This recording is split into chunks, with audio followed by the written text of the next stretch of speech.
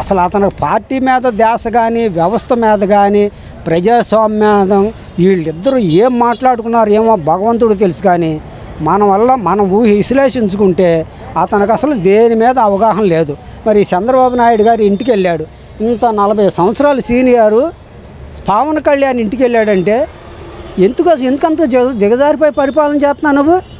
BJP వాళ్ళ దగ్గరికి వెళ్ళావు, ఒకప్పుడు మోడీని తిట్టావు, నేను గొప్పవాడిని అన్నావు, అన్ని కంప్యూటర్లు కానీ ఫోన్లు కానీ ప్రపంచాన్ని రాష్ట్రపతుల్ని ప్రధానమంత్రుల్ని నేనే తయారు చేశానంటావు. నీ పార్టీని గెలిపించుకోలేకపోయావు.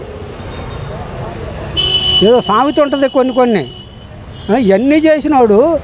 మా హైదరాబాద్లో పార్టీని దుకాణం మూసేశాడు.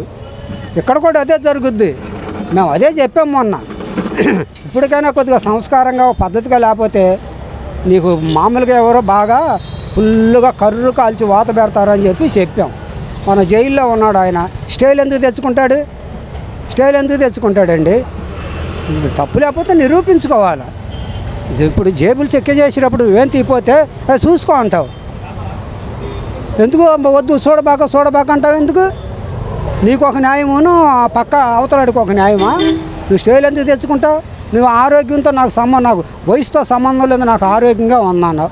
మరి జైల్లోకి పెడితే నా అన్ని జబ్బులు ఉన్నాయని చెప్పావు, బయటకు వస్తేనే మళ్ళీ ఓకే కేకలో బొబ్బలో. ఇది అసలు మీ సొంత జాగిరా ఇది. మీకు తెలివితేటలుంటే వ్యాపారం చేసుకోండి. పరిపాలన చేసేవాళ్ళు జోలికి వచ్చి పరిపాలన చేసేవాళ్ళని చెడగొట్టి మళ్ళీ ఆంధ్ర రాష్ట్రాన్ని కుక్కల సిమ్మిని ఇస్తర్లాగా చెయ్యొద్దు. నిజంగా జగన్మోహన్ రెడ్డి గారు రాకముందు రాష్ట్రం ఎక్కడ పడితే అక్కడ అస్తవ్యస్తమండి. రోడ్లు ఉండేవి కాదు, నీళ్లు ఉండేవి కాదు, సరిగ్గా కరెంటు ఉండేది కాదు, పల్లెటూళ్ళ పంటలు పండేవి కాదు, వర్షాలు పడేవి కాదు.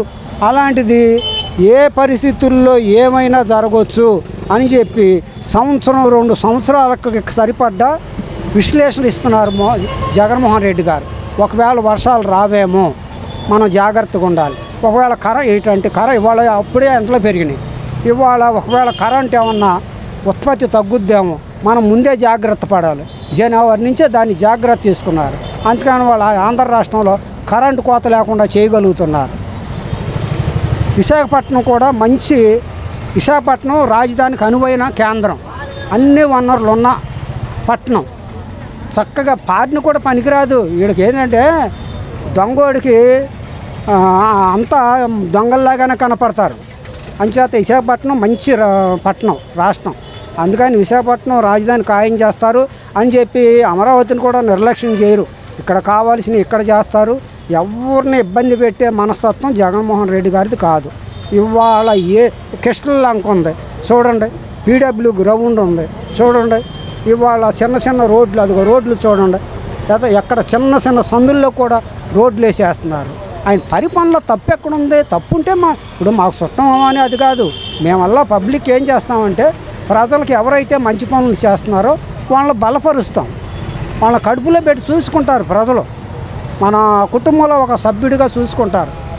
అటువంటిది ఆ ఏర్పాట్లు కలిగించుకున్నారు జగన్మోహన్ రెడ్డి పనుల ద్వారా. ఆయన ఆలోచన విధానం ద్వారా ప్రేమల మనసును పొందాడు ఆయన. అంచేత జగన్మోహన్ రెడ్డి గారికి బాగా ఓట్లేసి ప్రజలు మంచి మెజార్టీతో గెలిపిస్తే ఈ కప్పదంట్లు వేసే రాజకీయ నాయకులకి గుణపాఠం చెప్పాలని కోరుకుంటున్నానండి.